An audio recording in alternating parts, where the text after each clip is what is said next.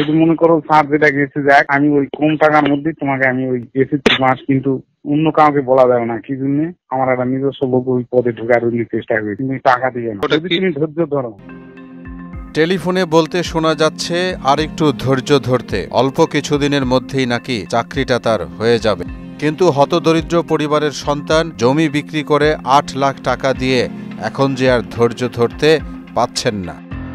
নওগাঁর মহাদেবপুর উপজেলার বামনসাতা আদর্শ উচ্চ বিদ্যালয়ে অফিস সহকারী পদে চাকরির জন্য বিদ্যালয়ের সভাপতি সাইফুল ইসলাম ও প্রধান শিক্ষক আব্দুর রাজ্জাককে ৮ লাখ টাকা ঘুষ দিয়েছিলেন স্থানীয় মিঠুন কুমার। ভুক্তভোগী মিঠুন কুমার ও তার মা মঞ্জু রানী জানান, প্রায় ১ বছর আগে সাইফুল ইসলাম মিঠুনকে স্কুলে চাকরি দেওয়ার প্রলোভন দিয়ে ৮ লক্ষ টাকা গ্রহণ করে, মানে নিজ হাতে টাকা গ্রহণ করে এবং শতভাগ চাকরি দেওয়ার তিনি জবানবন্দি আমার কাছে করেন। কোনোভাবে আমি টাকা ফেরত পাচ্ছি না। আমি বাড়ির ভিটা বিক্রি করে, যেটুকু আমার জমি ছিল সেটুকু বিক্রি করে আমি অনেক কষ্ট করে টাকাটা ওনাকে দেই।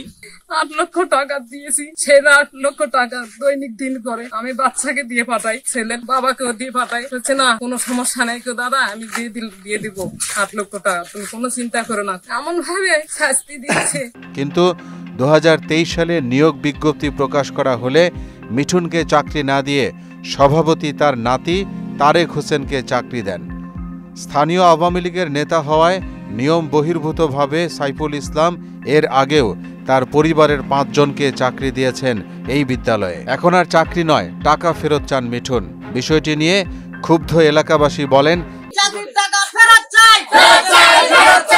সে অনেক গরিব ছেলে, ঘরবিটা বিক্রি করে সে টাকা দিয়েছে অনেক কষ্ট করে। আমাদের গ্রামের দাবি তার টাকাটা, কষ্টের টাকা, সে যেন অতি শীঘ্রই ফেরত দেয়।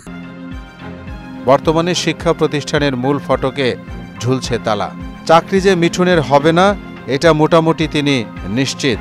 আর চাকরির জন্য দেয়া ৮ লক্ষ টাকা ফেরত পাবে কিনা তা নিয়েও রয়েছে ধোঁয়াশা। এমন দোলাচলে অনেকটা হতাশায় জীবন পার করছে মিঠুন কুমার ও তার পরিবারের সদস্যরা। মোহাম্মদ ওয়ালিউল্লাহ, মোহনা ডিজিটাল।